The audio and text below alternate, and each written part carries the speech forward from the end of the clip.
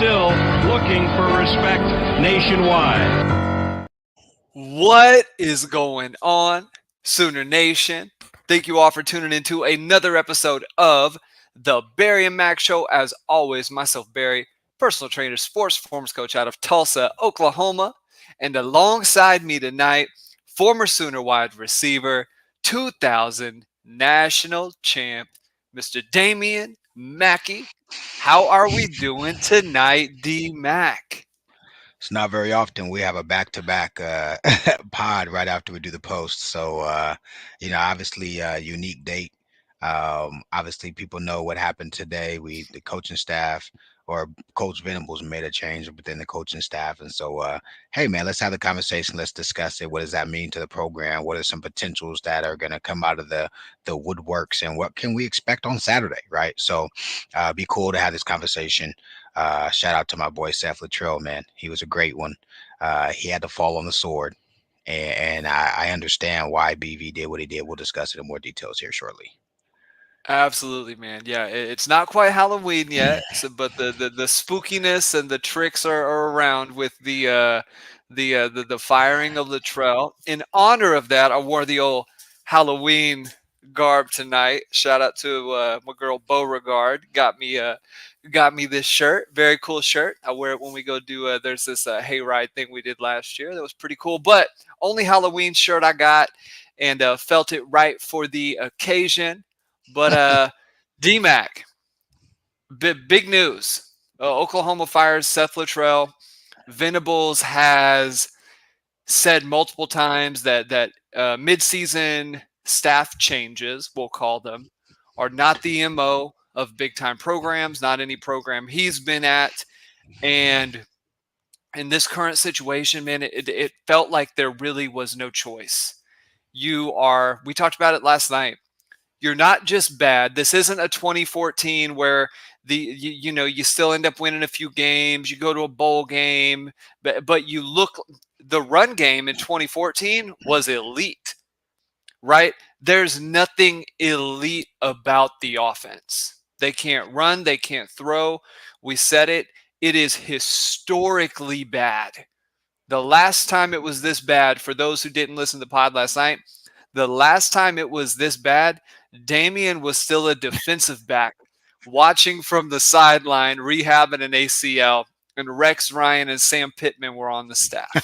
The last time that OU football was this bad on offense. We weren't that bad, damn it. We weren't that bad. I don't want to hear that. Don't try to act like we said. But this is I guess the two commonalities on that was Seth Littrell was a part of both of those. Whoa. We're not throwing jabs at my man. You come with the haymakers, I see, bright and early. All right. Yep. So it's all love. D-Mac, what are your thoughts on Venables having to make this decision? We said it. Not a whole lot of choice. Well, what are you thinking? I obviously I wasn't tongue in cheek yesterday, but obviously no inside information. I think what I said should happen. I firmly believe Josie went into his office and said, "Look, man, optics matter, and I think timing matters." And so, I was thinking about it, and I was like, "Man, I would, just D-Mac's personal preference. I would prefer if one coach had to get fired midseason, I would prefer it have been Joe John. His position group is an atrocity. I don't know what he does, right? And obviously I'm biased to a guy I played with and knows, like, I know his temperament when bullets are flying, right? Never played with Joe John. So both, if I could have it my both way, like I said yesterday, I'm biased to Sooners. However, I want to win more than I like my buds. But I was like, man, if they fire somebody, I hope it's Joe John, right? That's what I said. And then that sounds kind of haterish, but I felt like somebody had to go. But here's the deal. And if you're at OU and you want to make a splash and actually, that's not even a splash, guys. If you want to make the right maneuver, no OC is going to be seriously interested in OU's job if the guy who was a head coach and still an offensive coordinator is still in that position, right? So if I'm Shanahan at at Indiana, or if I'm Marion at UNLV, and I see that OU has fired Joe John, the coordinator, but Seth Littrell is still in position, I'm not going to take that opening very seriously, because Seth is a guy who's shown he's been an OC before. With Coach Venables firing Seth and taking kind of like the head man, that offensive coordinator, out, everybody is on notice. I think OU is really the first to do this season, which is any OC who is worth their weight in salt and wants to go and make a splash and be known as a guy who could fix, turn around, and rejuvenate a team. Those guys are going to show interest in OU early. And I think Mhm. Joe C knows this is something we can't slow play. This isn't something we can be methodical with. This isn't something that we can take our time with. And as the head honcho, as the OC, Seth Littrell had to fall on the sword. What I think is even more important, and again, I'm like, dang, I wonder if Josie heard what I said, and is I don't know, maybe we may had a good assessment again, but like, I think all the offensive coaches know they're dead men walking. Yeah, I think 100%. Who you gonna keep? Emma Jones. And you would keep him more for the recruiting prowess that he has shown in DFW and Texas, right? But you never know if you bring in a guy like a Shanahan, who I believe is the receivers coach at Indy. Then I think it's going to depend on who you bring in and where their recruiting ties are and what they want to focus on. But you're probably right. Emmett Jones, from what he has done, is probably safe. Um, that I guess that leads me to what I think all the fans want to know. And I don't really want to get into names yet, Yeah, DMAC. yeah, Now yeah, for we'll sure, for save sure. that more towards the end of the show. What I want to ask is, based on who is on the team right now playing offensive football, what what does Joe John have to do, if anything can be salvaged? What does he have to do in order to procure any success for the rest of this year? Let's not get into the OC stuff just yet, but talk about how this immediately affects the team this coming week, right? Well, what does Joe John have to do to get this thing right, as right can be, quote unquote? It's not going to happen overnight. But what has to occur?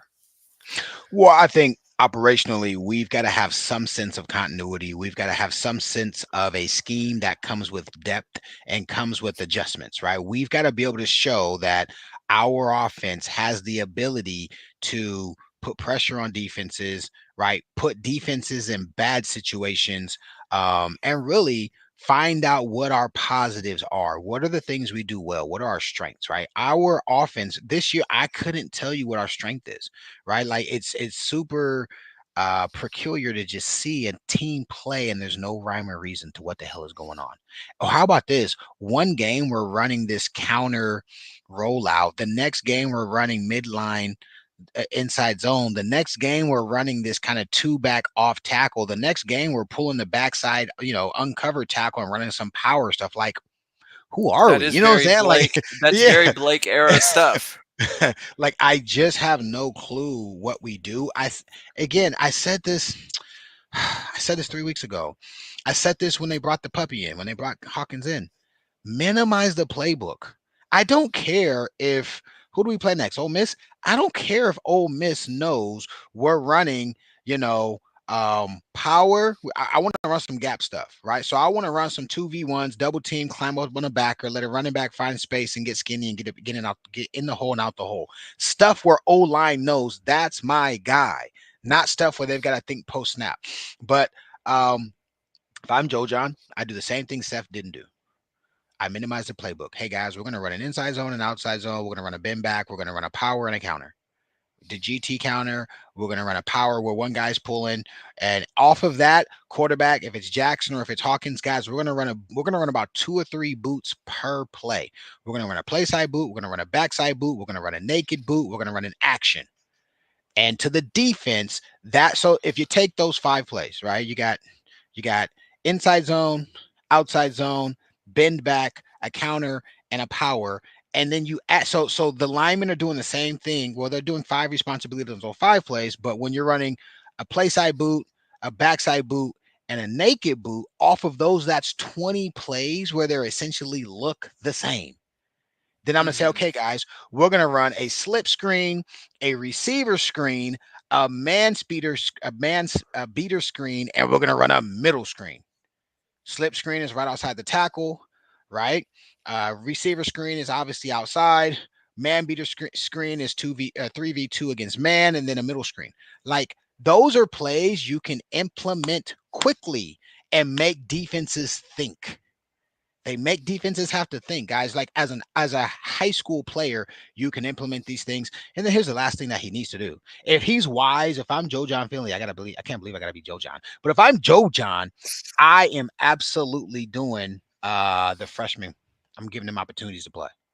I Yeah, want to you have nothing to win. lose. I want to win the hearts of the freshmen and their parents. I want the fans to be like, "See, this is what we were looking for." And I want the freshmen to play well. Like I'm stacking the deck to make sure the optics look like whatever the shit show was that was, the first 7, 8 weeks of the season, that was not my thing. I wanted to do this. I would be interviewing for OU and I would be interviewing for everywhere else. And so if I'm Joe John, I am for sure I'm not going to try to do the same things we've been doing. I want the armchair quarterback. I want the OU fan who's a JV football coach. You know what I'm saying? I want the OU fan whose Yeah. great grandma who's been going to the game since the 70s. I want all of them to noticeably be able to see it looks different. Hold on, baby. What's going on? I God dang, I'm man. tongue in cheek, but I'm dead ass. Yeah. I'm dead Yeah, ass. What 100%. what do- what do you, 100%. what do you have to lose, right? I want the fans, the families, the recruits, Joe C, BV, the position coaches, and you know what else I'm gonna do?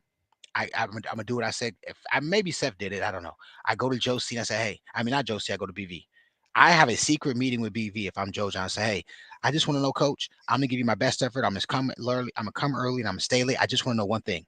When I make a decision, are any of these guys gonna second guess me? Will you back me up? And then I go to every freaking coach and say, yo, the season, we're 0-0, damn it.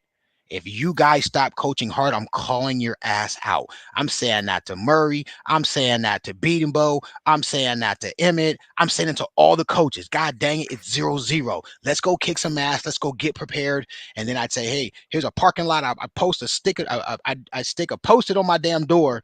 You got any great ideas? Write it on the damn on the post-it. That's a parking lot for ideas. I'm gonna consider everybody's ideas. I'm not gonna do it in a democracy. We're not gonna be in Mhm. meetings and everybody else is trying to give me their ideas. I'm not doing that. I'm gonna throw a post-it on my damn door and say that's the parking lot. If you got an idea, write your name on there, write your idea on it, and I'm gonna take it into consideration to give those guys a sense that they have a say. But I gotta be able to run the ship. I gotta run these last 4, 5, 6 games, however many games we have left. If I'm Joe John, I'm putting myself in position to have as much power and sway as possible. I'm optically making sure what we've been doing is something dramatically different than what we are doing. And I'm simplifying the playbook so that the freshmen and underclassmen have a chance to play and showcase their skills. Because if a miracle happens, which you don't know, which I'm also not saying, but if right, that could give him some goodwill. And if it were me, at least, that's what I would do.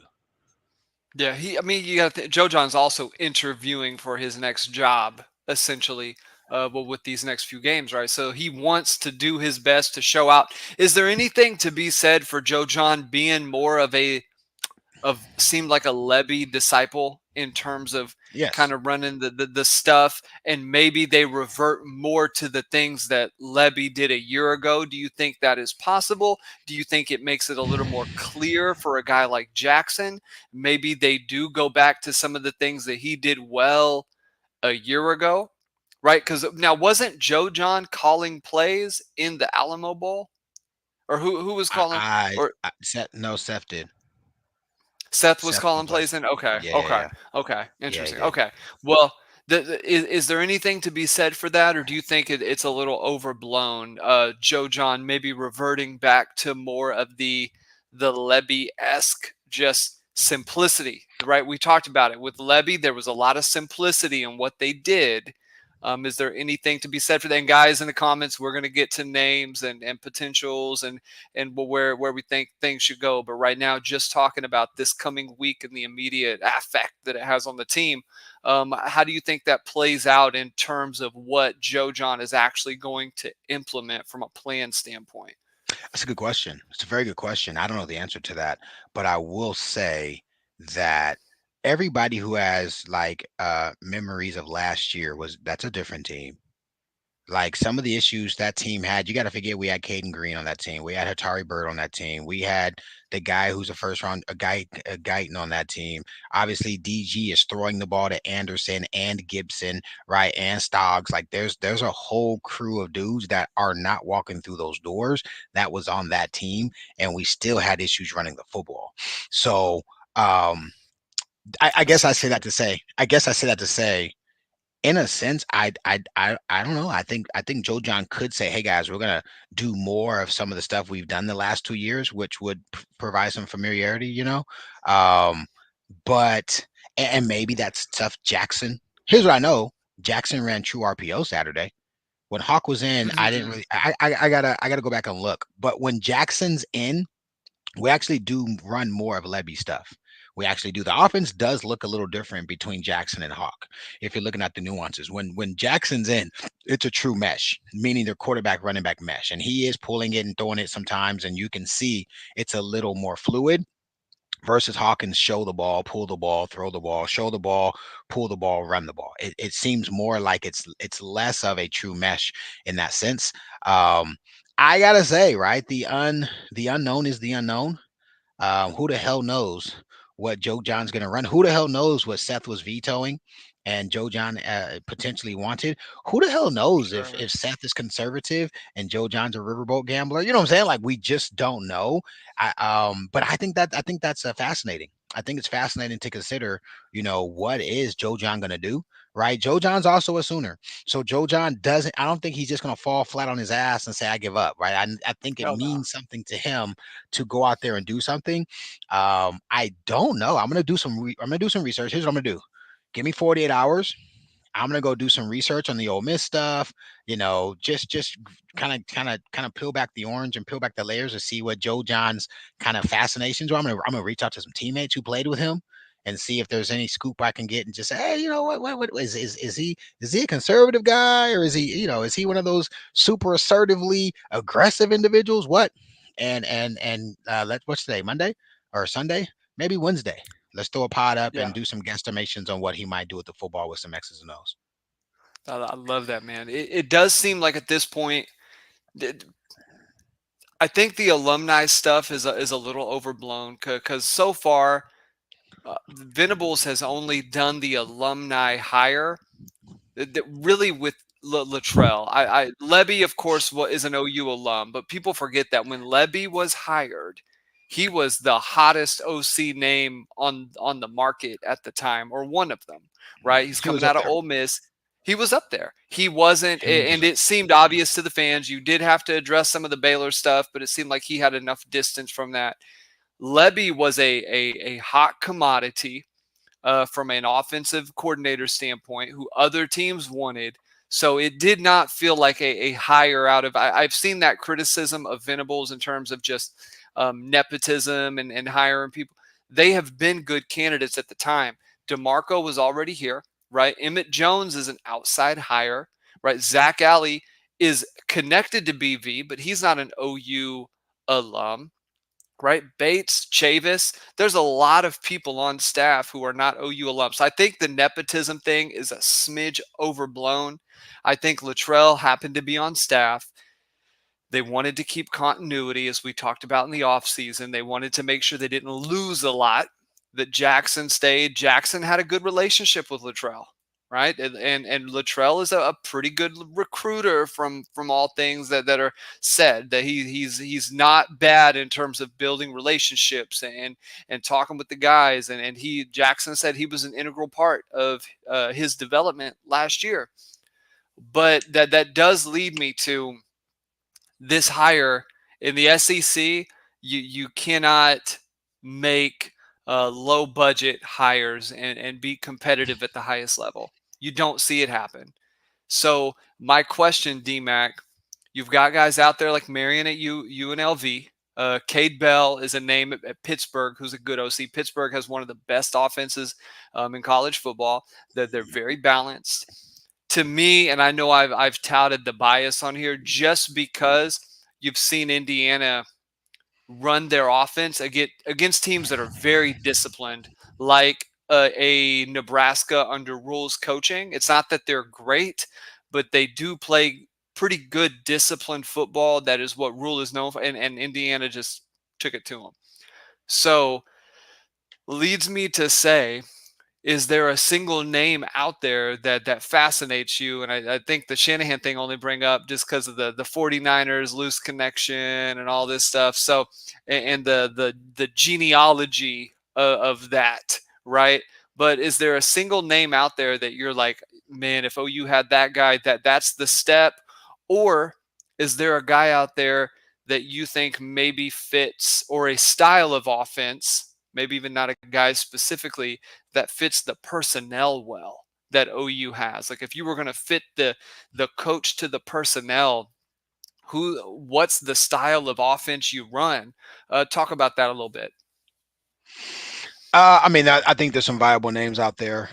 I like Marion. I like Shanahan. You brought up Pitt. Definitely, I like just offensively what they've been able to do this last season.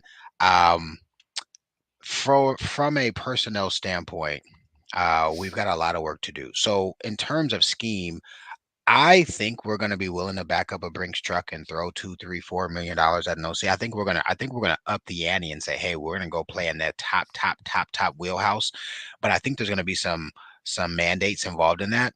I think this OC is gonna have to come with players. So, in other words, like a guy like Marion, right? I don't know if UNLV and a guy who's been at Tulsa and some other places, or maybe played at Tulsa, or whatever, is going to have the cachet to come in and be like, "Hey, my name is going to merit guys from." Because here's what we need to do: we need to get our Caden Greens this portal and NIL cycle. We need to go get the top young studs from a Georgia or a Kentucky, or does that make sense? An A&M, right? We don't need to go get the dude who was a borderline, 1B at SMU. This portal Yeah. cycle, we can't go get the worst offensive lineman that Michigan State had to offer. They laughed at us when we took 58, right? We've got to go get the top echelon dudes. And in order to go get the top echelon dudes, you need a top echelon name, or you need a guy who, when he comes, he's already, if you read my 10 thoughts and you guys heard my five five issues and five solutions, I'm tongue in cheek. But listen, who the hell I know you is paying the damn salaries of a compliance department? You know what? You know whose salaries we need to be paying? Of a gray area department. We need a gray area The department. gray By the way, area. I listen. I'm not laughing. You trying to make me That is laugh? wonderful. That is Listen, okay. wonderful, man. My point is this, right? My point is this: if we are so far, like we're paying some folks salary to hate on us, what? In this era, I get it. Yeah. What's my man's Bomar and whatever, like whatever, whoever did the shenanigans, JD Quinn. JD Quinn and Quinn. the Title IX with the linebacker, poor guy. They Oh, wasted half Frank of Frank Shannon. Shannon. I get it, Dude. but Oh, we're in a new pitiful. era. Somebody's making 150 grand in that department. Think about if we paid a guy to make 150K to be gray area, sending DMs out, right? Spamming folks, right? Using some AI, something to. God. Okay, Golly, man. I'm overly talking about, Anyway, but I am exaggerating. I am Are exaggerating. you? But but Okay. but here's the issue. Here's the issue. We're paying people to hate on us, like we literally are. And I Yeah. talk to my buddies. 100%. I have a really good friend of mine. He works in the personal department at Ole Miss. All right, we coach together. He's in the college ranks now, and he's like, DMAC, everybody in the SEC makes fun of the fact that you guys hate on yourselves. What? Are you kidding? Like they know, they laugh about it. You guys self-police? Are you kidding me? Guys, I'm literally telling you firsthand information from a friend of mine who is in the personal department at Ole Miss. They know about it, and it's a thing that they laugh. Like we should just make a budget cut. Hey, we got to reorg. You know what I'm saying? We've got to fiscally move money. We've got to be, you know what I'm saying? We got to be more frugal in our Yeah. approach. We didn't have a great season. We're going to cut budget in the compliance department. Like that should happen ASAP. But in all seriousness, we need Yeah. a coach who's going to come in and have cachet and bring dudes in. We need an Ole Miss portal cycle. That's what we need. We need a Yeah. Miami portal cycle. We probably even need an Ohio State, Oregon, right? You go look at what those guys were able to accomplish in the portal. We need to keep our recruits. We talked about BV can't get fired if you don't want to throw away the entire everything because you lose some really good recruits. I know people have seen on the OU Insider page, a lot of the recruits are like 100% recruited. I mean, 100% committed, 100% committed. A lot of those guys are like, I'm still in. So you've got to have the head guy to say, hey, we're riding the ship. And for those recruits, some of them were saying, we're going to see who the next coach is going to be. You can't come in with Podunk, A&T, University of the Blinds, OC, who runs, Yeah. what I'm saying, some gimmick Bryles 2.0 offense. We can't do that again.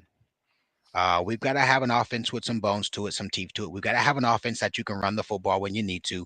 We've got to have an offense where we can put pressure on the edges with the quarterback. And I think for the first time since Link, we've got to have an offense that can pivot and adjust. Does it have to be the spread? I don't think so.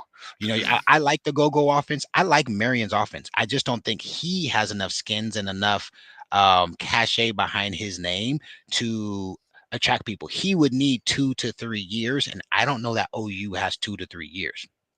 Barry, it might. I wouldn't be surprised if OU comes with. We got the assistant OC at a place like Georgia.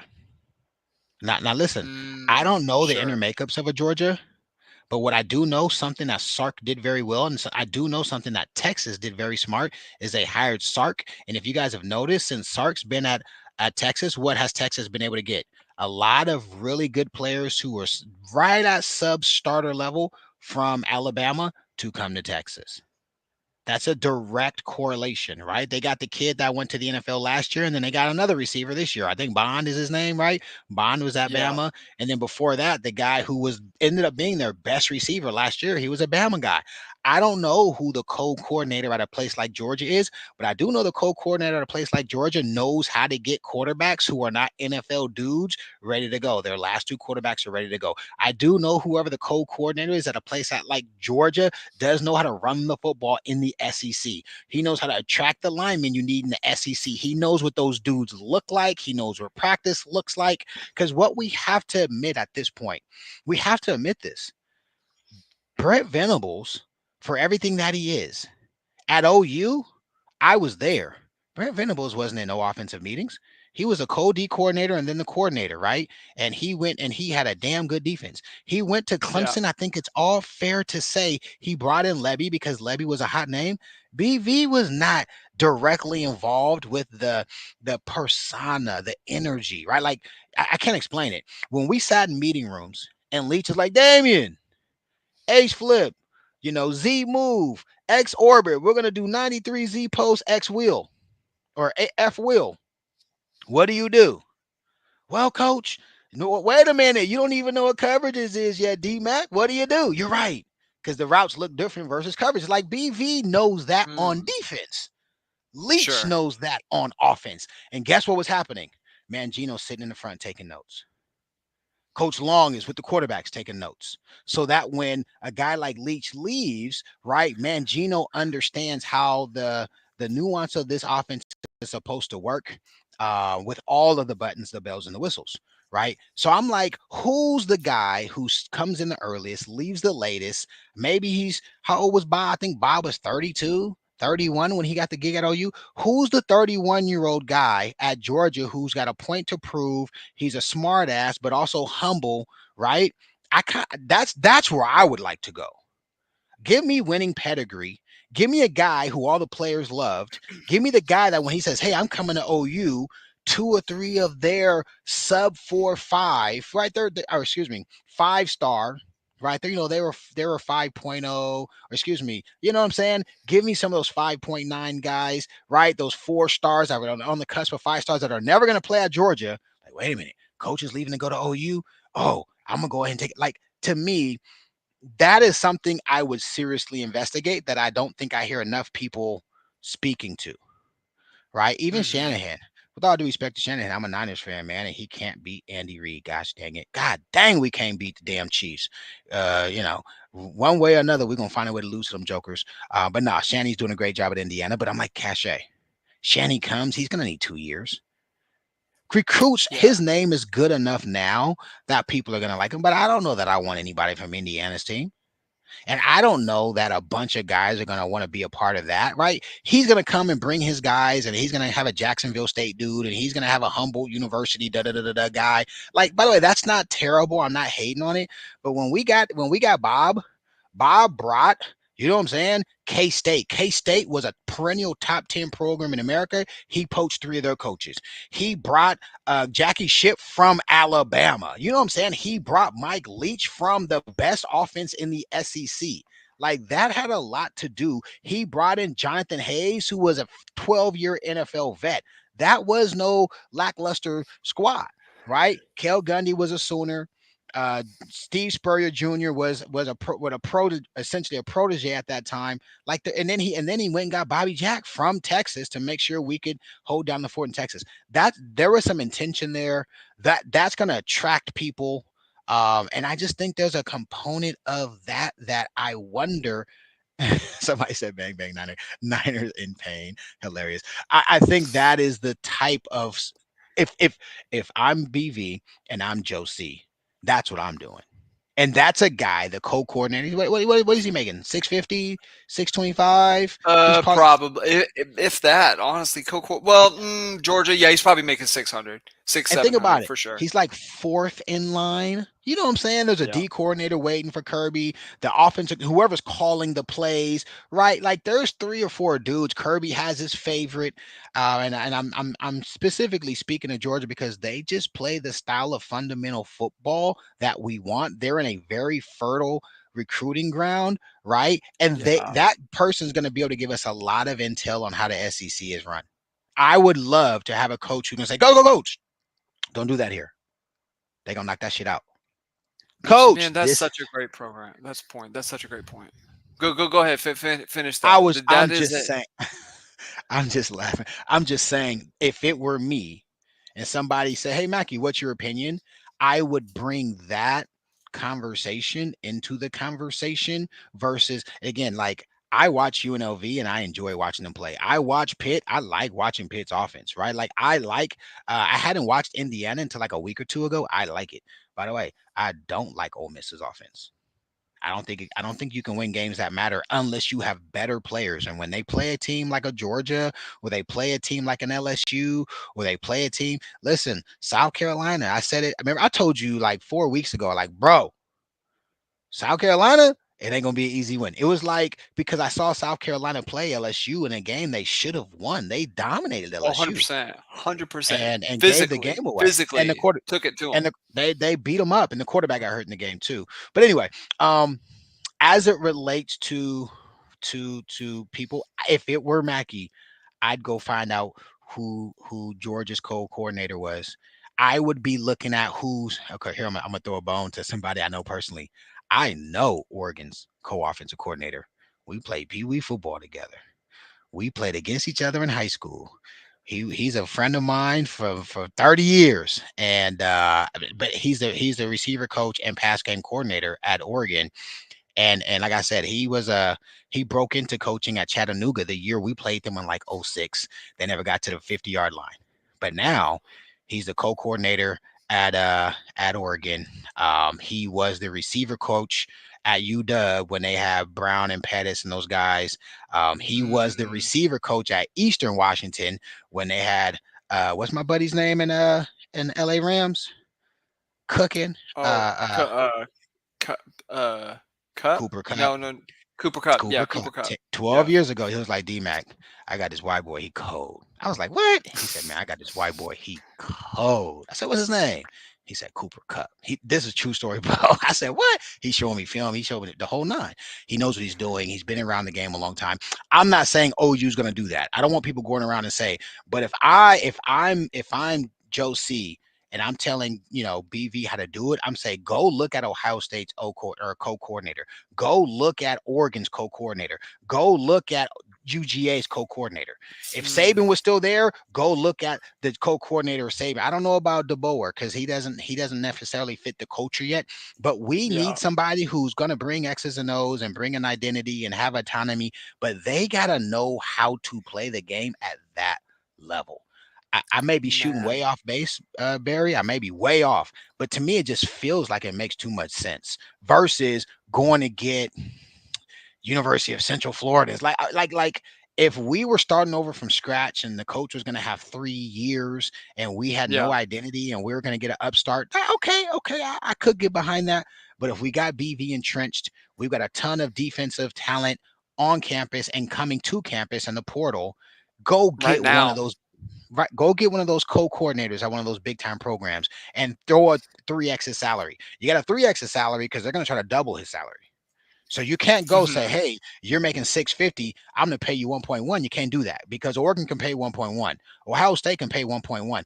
Ohio State or Oregon or Georgia, they can't go pay that guy 2 million because now they got to pay the guy calling plays 3.5, right? So you got to Yeah. understand the economics. Go throw that guy 1.7.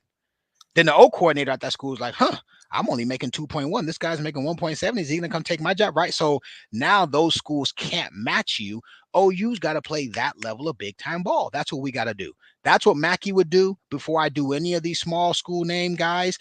Oregon, I guarantee you, if Junior Adams came, he could bring 5 guys with him. You go to Ohio State, their co-coordinator, that guy's bringing some studs with him. Go to It's a great UGA. point. UGA is gonna have guys like, oh, that's a player's coach, man. We like him. Parents, recruits, the whole nine, and they're gonna bring all three of those teams run systems that, with the right quarterback and right infrastructure, they can be successful. Yeah, I mean, I think I won't say the writing was on the wall, but a guy like Bedenbaugh cut his teeth at what? Well, Tech, West Virginia, and then came to Oklahoma. That there was never any kind of baptism by fire in a conference to the level of the SEC. And in fact, every time they played the SEC, they got their ass kicked. Yep. So and Riley had enough offensive juice, and the 2017 team had enough bones with Stoops left that they were able to play Georgia tough. But Georgia still physically, by the end of the game, Georgia whipped Oklahoma, and it was the offensive line was really good, but it's never hit that level since. Not even in the Big 12, and I think that fans should have been. It's tough to be realistic, but like you've seen the O line get out physicaled for years by your Baylors, your Oklahoma States, your K States. What what makes it seem like anything is going to be different? I think you bring a good point because no longer are you going and hiring a Riley because the system is going to be attractive to maybe one transfer quarterback or to a recruit you're trying to grab, but the system is what you're after.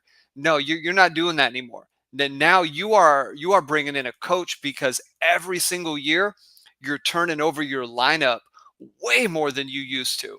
And Yep. if you cannot go and get elite guys, look who Ole Miss, that their lead receivers, Trey Harris, who OU wanted really bad. We know that. Levy Bad. tried bad. That was their By the way, we top. almost got him. We almost got him.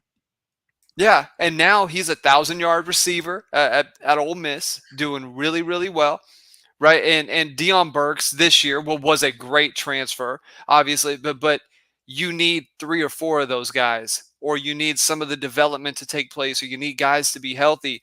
And if the system is right, sometimes those guys get healthy a little bit quicker. That's just kind of the truth to that. If they feel like they got a chance to, make some hay, sometimes it's easier to get back from that quad or that hammy injury. That But deep tissue, soft tissue. but the staff has very little experience in the SEC. Joe John coached at Missouri for a little bit. Your SEC experience was Lebby, who, th- th- to your point, there is almost something there because even though Lebby had the OC title at Ole Miss, it was Kiffin still running the show primarily, right? And so he not by title, but maybe by function was a coordinator who 100%. saw what needed to be done to win in the SEC, and he was able to bring in it. He was attractive because of that pedigree to a guy like Gabriel, to a guy like Dart, who OU all. If OU doesn't have Gabriel, they get You get dark Jackson Dart. facts. So in this particular case, I think it is very important that you go get a guy with some skins on the wall who can immediately start making hay in the transfer portal because OU's got to turn over this O line or identify what young players can hang and play. Right, you hear good things about the EPLs and the Ikenkumis. You hear that Ikenkumi can really. He was one of my favorite prospects that they brought in. Man, just the length, he's probably a guard, Time out, right? time out. Somebody said Tanner Johnson said, "What happens if Lincoln gets fired and wants to come back?" Let me cuss. Can I cuss? Can Go I for it. cuss? Hey, it's after dark. Fuck It's no, we ain't bringing his punk ass back to OU. Hell nah, you can't burn down the damn program. The whole reason we in what we in is because of Lincoln mother effing yeah, Riley. no No, chance. Lincoln is one of the few who can never come back. Let I me throw you the twist though. What about what? Garrett Riley? Garrett Riley at Clemson. Clemson's offense is humming a little bit. It's cute. Their offense is cute. They are out. They got their ass whooped It by won't. Georgia. Nah, Yeah. I don't know. I don't know. I don't. Garrett Riley, if he had more chops, sure. You know what I'm saying? We Yeah. could bite the apple twice. But Lincoln Riley, listen, Joe C, Larry Nafy, that ain't, that ain't, Bite it's the a few. apple twice. Some of the shit you say sometimes is just hilarious. What? Apples and doorknobs, bite the apple twice. Like, Don't mind me. Don't mind oh me. my gosh. See, like Heartline, I wouldn't mind it. I wouldn't mind it. Heartline's gonna get offensive Mm, dudes. Dudes are gonna come play for Heartline. I listen. yeah. I saw Pitt. I like Pitt's offense. Somebody said it. I like it. By the way, let me get some shout. Let me get some shout outs because people don't understand how I talk about players. Barry, this is totally tangent, but people have been on Go my for it. all day. 88 for OU. I like him a ton. Kid played well. He proved to me that our receivers are struggling identifying coverage because the kid got open, and it just was very reminiscent of me thinking about how we played at OU, identifying zone, two high safety, single high safety, where's the zones, who's the robbers, who's buzzing the flats, who's sinking into the hole. There are natural lanes wide open, and people kept asking, like, Mackey, how do he get so open? He understands coverage and runs where people aren't. He was a great, great, great example. Great example on Saturday.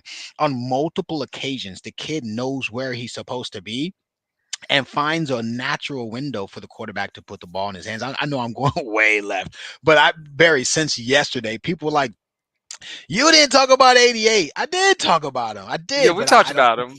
I don't Yeah. say the name. I say the number. But the kid played well. I don't give a damn if he's a walk on. I don't give a damn if he's a white dude. I don't give a damn if he's 5'9". I don't care how tall he is, what shade of, what color he is. I don't. Kid's a baller. And I know Jackson immediately got comfort with him and felt good about throwing the ball to him. He made a great catch on the sidelines on like a second and 18 or something like that. Oh, that was elite stuff. The one where he got the Oh two yeah, feet down and he he's got his feet that was down. He got the ball phenomenal. out of bounds. Phenomenal by him. Phenomenal by Jackson. Anyway, I just needed to because I don't want to hear nobody else asking me no damn questions about the kid. He looked good, played good. And I'm happy to see some of these young bucks come up and do well. But back to these OCs. If it were Mackey, honestly, bro, the first three people I'm calling because of just how like consistent these teams have been the last 2, 3, 4, 5 years. I'm calling Georgia. The last 5 years has turned their offense around. They're multiple. Their quarterbacks are dangerous. I'm sorry, I got the damn window open. I'm in my mom's house. You're gonna hear this train go by. But anyway, they're multiple. I don't care. They're multiple. Their quarterbacks are dangerous. They can beat you at the run. They can beat you at the pass. Their Yeah. offensive set knows how to scheme you up when they need to run the football. I'm going to Oregon. Oregon has an offense that makes Dylan Gabriel look like a Heisman candidate, right? That place is going to have guys who want to be recruited. Those are just the first three places I'm going. I'm not doing the B tier. Let's build them up. I'm not doing it because we need to turn it around quickly. We need a guy who's going to bring that. Like, it's legal. It's literally legal to have a guy who has 4 or 5 players who are have an affinity to him and bring him to your campus, and those guys will come with him. It's legal. Why wouldn't we take advantage of that? We need 2 or 3 Yeah. offensive linemen in a heartbeat. We need 1 or 2 receivers tomorrow. We need a bell cow running back who can make people miss ASAP. I actually think we have the quarterback on campus between the two who have played who under those conditions can play winning football. Give me an interior guy, a center, and a tackle. Give me a Z type receiver, an X type receiver, and give me a running back, which you can go get recruiting and in the portal. Give me those ingredients, and we're humming. I'm gonna Look ask at you a my question. I'm gonna ask you let's a hear it. question, and guys in the comments, but put your all's thoughts down too.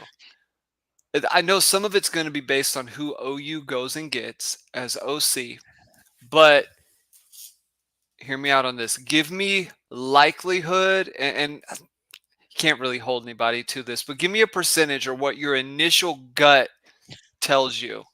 Okay, Okay. which quarterback of the two in the room right now is most likely to still be on campus next season taking snaps for Oklahoma? Is it Hawkins or is it Arnold? It depends on the next 4 weeks. So I'll give it to you just overarching overall. Hawkins is a legacy. He's a true freshman who got a taste of success. And I think he's from the Dallas metro area. Well, both of them from the Dallas area, but I think he's a guy who his situation, there isn't really necessarily bad blood potentially. I got a chance to play. I mean, he knows how terrible he played on Saturday, so I don't think there's going to be any like axe to grind versus JFA, who, right? I think the redemption kind of opportunity he has. Um, he got beat up bad by fans.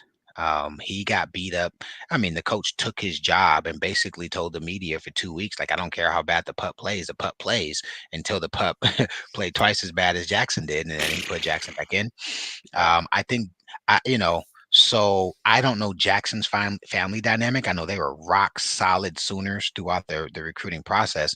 But if you asked me, I would say the likelihood Hawk sticks is more just because Jackson's a 5-star number one dual threat quarterback who has had enough positive plays that some school may be willing to pay him 7 figures to go there and think they can fix him. Whereas Hawkins is a kid he was not a national recruit. He was more of a regional recruit. And he's Hmm. a true freshman whose dad played at OU. And I'm sure they are very happy and excited to see their son playing and think that he could compete again if given a fair opportunity. So one, it depends on the next 4 or 5 games. If they just stick with Jackson and we have some sign of success, and coach pulls them in the office and says, "Hey, I'm going to let you and your family be in the know of what's happening." I don't think they give them an opinion, right? But they're like, "Hey, as we go through this process of getting an OC, I'm gonna kind of keep you guys in the fold." I think they feel like that's goodwill, and I do think Jackson has respect for BV. All right. And so if there was some type of issue between the coaches he has now and they're all gone, right? I think that lends to Jackson sticking around. But I think the easy answer is Hawk. Hawk seems to me like a kid based upon where he is in his career, a true freshman, and the opportunity, like he was given an opportunity and he ran with it for a week and a half and then he regressed. I think Hawk is probably 75%. I'd say Jackson's probably 45%. And I'll say this, man. I think I'm gonna put this out on here. Depending on who's the OC, and stuff's got to play out. I bold prediction. I think Jackson probably ends up being the next quarterback at Ole Miss.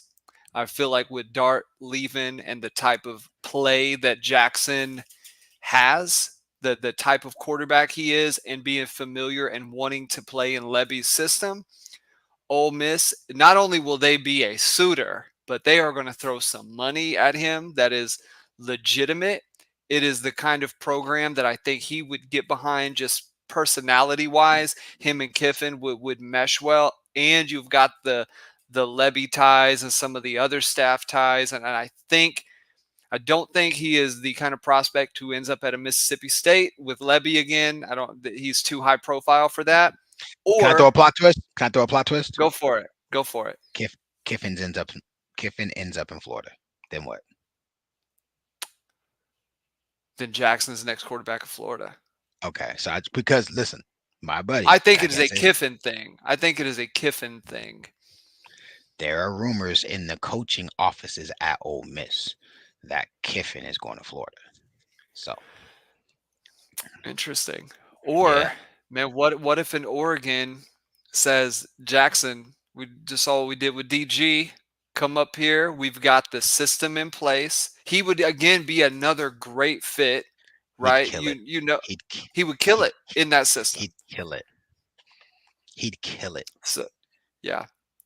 Which, by the way, I mean, what does that say to the offense that Oklahoma is running right now? That we're saying if he goes somewhere else, he's going to be a really good. He showed he can make all the throws last week.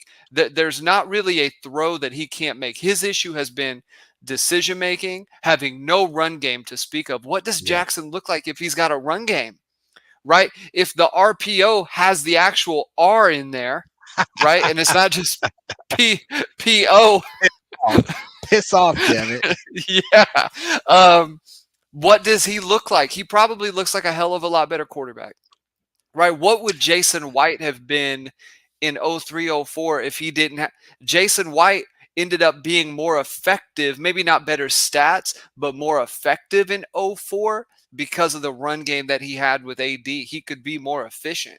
In 03, they were solid, but they were limited at various times, which is why they lost to K-State, right? Because you only had a Keywan, right? But you got an AD. Now your quarterback is so heavily influenced by how good your run game is that it's tough to make a judgment on any of those guys. It's tough to make a judgment on receiver, although you can see some of that play out when guys catch the ball and run the routes and whatnot. But I'm texting my buddy right now. Interesting. Hey, I'm texting my buddy right now. Do you have any interest if OU wants to pay you 7 figures to be ROC? Let me see what he says. Because you just sold me. You just sold me. Like, wait a minute. If Jackson could go to Oregon and ball out, why can't we just bring Oregon's OC here and have him ball out here? To me, that just makes too much sense. I'm texting my buddy. It makes too much sense. Yeah, I'll buy us some time while you're doing that. No, I'm locked in. I'm locked in. Go ahead. Oh, there you go. Yeah, Jackson is. He was a top level prospect for a reason. He's looked like, and maybe this is the issue that gets a guy like Littrell fired, is he's a quarterback's coach. He's looked like he's regressed.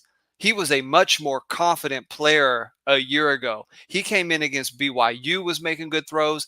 Even in the Alamo Bowl, we've talked about this at length. If Farouk does not have that second fumble, OU probably wins the game, and Jackson is your MVP, even with the INT. Jackson stats. 100%. So he's gone from that to not looking like he can complete a forward pass at times, having the issues with the turnovers. So I just think it stands to reason that for OU they've got to bring in a guy who would be an attractive candidate for a player like Jackson anyways, or for a guy like Hawkins, where they would want to go.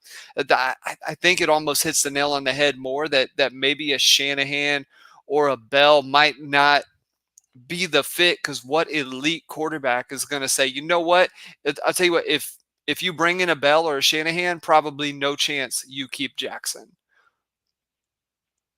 Tell me why. I think Jackson is going to have suitors with a higher profile name who are willing to run. It would come down to the willingness of running the stuff that Jackson wants to run. And I think Shanahan's a little closer than Bell. Bell is a little more air raid than Shanahan at Indy, although both of all these offenses are incredibly similar at this point. But I think Jackson will have just so much interest elsewhere that it's going to be hard for him to remain at Oklahoma under what just happened this past year. It's going to take an elite guy or a guy who's a great relationship builder to hold on to him and him not go to the transfer portal. I think it's gonna boil down to OU having to recruit him like he's a recruit again, recruit his family like they're recruits again, sit down with him and show him the offensive coordinator is gonna have the onus of sitting down and saying, hey, this is the offense we're gonna run. But you're right. And this is why I feel like it's more important to get the right coach than it is to keep the right player. Because you get the right coach and then you can take a Cam Ward from Wazoo. Cam Ward has changed Miami's fortunes, right? Pettis changed UW's fortunes, right? You get the right QB with the right offense, and it fixes all your warts. Then the receivers show up, right? So as much as I like Jackson, and I've kind of said it, I've said it very melancholy on purpose. Both of our quarterbacks suck in this system. I also think Patrick Mahomes would suck in the system. Both of them I'd welcome back. I like both of them.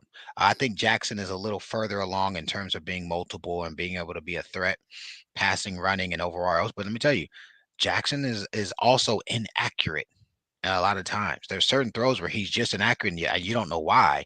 And that's kind of problematic for me. Whereas Hawkins just seemed to have turned from a kid who could pull the trigger to he just was gun shy the last 6 quarters. And it felt like he was throwing the ball because he felt like he needed to and he was throwing picks. So I think in the right scenario, they're both okay. Here's my take on it for everybody. There isn't one player on the offense that I feel like, oh my God, I don't want to lose him versus picking the right coach, especially in today's landscape where said coach has cachet and can bring in a few of his guys to run his stuff correctly. To me, that's the home run we got to hit. I saw Will Stein. I love Will Stein. Hell yeah, right? Mm, That's our lucky stars. Um, that's where I'm at with it. And if it means we lose Jackson, but we keep Hawkins, then we can go bring in competition for him to compete with. Or we bring in a junior or senior because we're bringing in a coach who knows his guy and he's got an upperclassman like a DG, and Hawk can sit the bench and learn under a guy for a year and then be the guy in a couple of years. I'm cool with that. I'm cool with that. So to me, it's about the coach. I don't want any of these B tier. I mean, Shanny's cool. I like Marion's offense a ton. Bring me. I don't even know who UGA's co-offensive coordinator is. That's who I want. If somebody, I don't even know who the guy is. I want UGA's. I guarantee you, he makes 650. Let's offer him 1.85. Let's make sure he's a player's coach and knows his stuff. Da, da, da. But like to me, the thing that makes the most sense: go get the best program in our conference the last 10 years. Go get a guy economically that if we throw a Brinks truck at him, they can't match him, right? Go get a guy who, if he's a player's coach, he can bring 2 or 3 Georgia Bulldogs, 2 or 3 Alabama Crimson Tide, 2 or 3 LSU dudes, right? Now we've got the cream of the crop coming to us like Texas did 2 years ago. All right. And then we replenish our ranks with some recruits, and we get into those recruiting areas. To me, and guys, I'm just telling you hypothetically, I don't know the inner workings of this, and I don't even know if they have a co-coordinator for all that I know. But to me, that makes the most sense. We kill 4 birds with one stone. Give me a coach who knows how to practice SEC style. Give me a coach who knows what physicality looks like on the practice level SEC mm, style. Give me a coach with the cachet that when he comes, I don't want Indiana's best 2 guys. You know what I'm saying? They might have 2 good guys. Give me those 5-star recruits, high 4-star recruits the last however many years at Georgia who can get playing time, who know if they come to OU, they can be a starting right guard or left guard. They can be a starting left tackle. They can be a starting Z receiver. They can be the starting running back. Give me those guys, and they can help change the identity and culture and practice. They can help show other recruits in other places that OU is a good place to go. When the portal season comes and you see high 4-star from Georgia, high 4-star from Bama, high 4-star from LSU, going to a destination, it just has weight. People are like, whoa, what's going over there at LSU? Or excuse me, what's going yeah. over there at Ole Miss? What's going on over there at Texas? Guys, don't forget, 2 years ago, Texas was ass, right? Like we were making fun of their Yeah. offensive line. In one cycle between NIL and portal, Texas has 2 first-round draft picks on the offensive line. It's D-Mac, I'm gonna throw you one. in, I'm gonna Go throw you ahead. the name, okay? I'm gonna throw you who Let's you're hear it. talking about. This is James Coley. He is How old currently is the he? wide receivers coach. He's a younger guy. He's not a super. I would say he's probably in his 40s. Okay, That's okay. he's okay. He has served as co-OC and quarterbacks coach at UGA in 2018. And then offensive coordinator and quarterbacks coach for the Bulldogs in 19 is currently is the team's assistant head coach. So he works directly with Bobo. Bobo's calling plays. He's coaching the quarterbacks. Coley was part of the 17 staff that the Bulldogs got to the 13 victories. They beat Oklahoma. He was a part of the rushing offense. So here's the meat and potatoes of it all. Coley's 2 seasons of coaching the Bulldogs receivers, he's produced a pair of NFL draft picks in Isaiah McKenzie and Javon Wims. Let's So go. he's got that. In 18, he coached sophomore quarterback Jake Fromm, who posted the. So he took a low.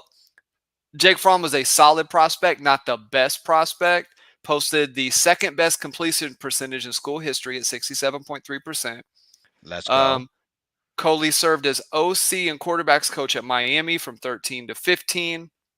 He was the Man, tight ends and recruiting coordinator at Florida State in 08-09. Let me see. What that was this other I part? like that. At FSU, Coley coached 3 first-round picks at quarterback, Christian Ponder, EJ Manuel, and Jameis Winston. He coached all 3 of those guys. Somebody Hurricanes. get Okay. Josie on the phone. Somebody get Josie. Tell me that doesn't make too much sense. By the way, That FSU, does make a lot of sense. you know what I'm saying? He's probably making 8 because he's a assistant head coach. So he's probably making 8. He's got more titles, so he's gonna be. We throw 1.8. Bobo's gonna be like, yo, y'all can't pay him 1.8. I make 2.1. What's up? I'm telling you, that's the Yeah. economics of what's gonna happen. He can't say no to 1.8 at OU. He can't. If he wants to be at HBC one day, what better job is there in America this year than OU, where the defense is already set in place? The coach is a defensive minded guy. You get to come and say, I brought the ingredients to fix the ship, and you're coming from UGA. Screw Bama. I don't want Bama. I don't want LSU. I want UGA, Ohio State or Oregon. You give me those 3, he's gonna come. He was the recruiting coordinator. That means he knows how to recruit people. He was the quarterback coach. That means our quarterbacks are gonna be fundamentally sound. Here's What? another nugget. He was also a GA on the LSU team in 03 that beat Oh wow. Oklahoma. Okay, bro. Stop stabbing me. I got you. You're stabbing me. Ugh. I was sad about that But game. We should have won that damn yeah, game. but you're right. That does the recruiting ties. Because Oklahoma to win in the SEC, they're not going to be able to. The air raid will work, but you're right. It is going to require elite guys like Alabama had in 20 when they won. When they had Kiffin was calling plays, but you still had a Kiffin calling plays. In order for OU to win championships, they're going to have to play SEC style ball. And that is going to require a guy who has coached it, recruited for it, seen the mentality that it takes, and can build from that. That's fascinating. I think that is because that he's also probably he's a little. It seems like they sweetened the pot for him to stay at Georgia because he was such an integral piece, right? If he was an OC or doing things before then, but then they brought in Bobo to change things up, to open things up a little bit, but they still wanted to keep him. What does that tell you about him? That if you got another guy in there to maybe bounce some of the play calling stuff off of and can help coordinate the run game, that now you're really getting into something. That's a good idea, D-Mac. I didn't know the guy existed, but there you go. It would be James Coley. I don't even know who the guy. To me, I that's just how my mind works. Like to me, that makes sense. You know what I'm saying? Sign me up If he for gets that hired, guy. our Somebody owes us a steak dinner. Who's gonna get us a steak dinner? Whoa. Comments. If that guy gets hired, who's getting us a steak dinner? I'm a filet man, guy. I can only eat the best filet. I don't like let's ribeyes. Don't go. give me any of that other stuff. Red meat, I have to limit it. Nah, I don't. You know what I'm saying? I don't know the right answer. I'm not in those conversations. That's the direction. That is the thought process I would be leveraging if it were me. Mm-hmm. 100%.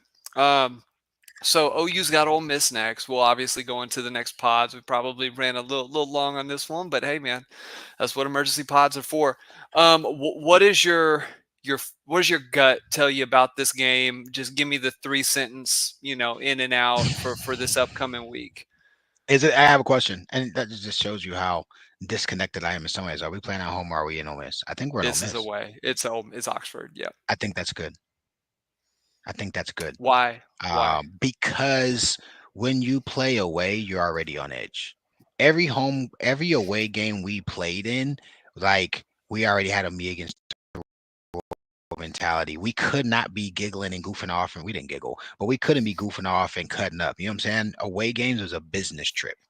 That's what it felt like. Home games, like, okay, we got to get into play. And we didn't lose at home either, but right, it was a different feel. And so I think the team's going to come out. Q1's going to tell us everything. I think obviously Ole Miss is going to try to jump on us early. They're going to do everything they can to overwhelm us. It'd be interesting to see how Jackson fares in his first away game. I think Jackson's going to start. I think, I think, I 100%. think, I think, I think that's not even a question. Um, I just want to see if, like, you know what's going to piss me off? This was going to piss me off. If all of a sudden the running back rotation makes sense. Oh, it's going to piss me off. Oh If all the, if all, man, if all of a sudden tight ends know what the freak they're doing. You know what I'm saying? Like if it looks way different, I'm gonna, I don't know. I'm gonna be conflicted, but I'm also gonna say, Joe John, like okay, like he's a guy who understands the chess match within the chess match. I don't have a ton of hope because that offensive line is terrible. It just sucks yeah, that we don't do things to help it, like do some boot action and do some middle screens. Like I can't tell if we're trying to run a middle screen sometime versus guys just getting beat. But if we're gonna get beat so much, let's run shovel. Spread the splits out just a little bit, not necessarily leech splits, but spread them out just a little bit. sure. Create some natural lanes. If guys are going to get beat, let that running back act like he's going to block a guy, turn around and bloop, run that shovel and slow them down. That will slow people down. So it'll be interesting to see how we do. I think they come out mentally ready, believe it or not. I mean, I'm not going to pick us Probably to win the game. so. Barry, I'm not going to pick Yeah. us to win the game. I'm going to go ahead and kill that today. But I don't think we're down 21-0 in the first 8 minutes. Do you think it's the lack of the run game is why OU can't run a running back screen to save their life? Because I think they tried it. What is the reason for why that just has not worked all season? And they've tried it, and every time they've tried to run it, it has gotten stopped for negative yardage. They are the There's no worst. there's no imagination. There's no imagination. We don't have um I mean, man, just think about how Sark ran there. By the way, that was a tight end screen. They ran roll one way. The guard invites the backer inside, and then the guard is Oh, who spins around and blocks Woody, which is why 80 and then Jaden, he's the only guy who reads it, and then he doesn't make the tackle. That's a screen. It's a throwback screen. The guard is the lead blocker.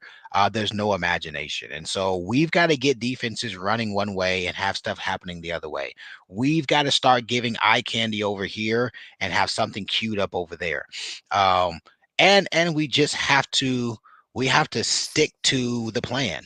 If it doesn't work once, Barry, that doesn't mean you don't do it again. Hey, whoa. Straight up, we'd cook. We'd cook. All right, man, here's what we're let's doing. go.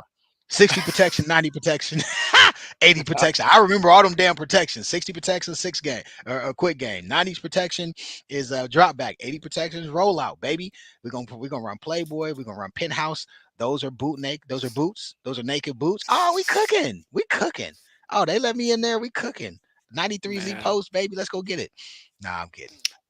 I will say, but if they do come out and seem more cohesive, I think it will tell you, and maybe this is what will kind of shut it down tonight. It will tell you that there was probably to some level some dissension within the room in terms of game planning, right? If they do come out and it looks like the game plan is cohesive, it looks like there's a strategy, a plan, a focus, right? Because I don't want to say Littrell wasn't really a part of these guys coming in, but like these guys were a part of Lebby, right? Lebby kept Beatenbow on there because of the relationship, but Joe John, was a Levy guy. Joe John came in and was a part of that because of Levy.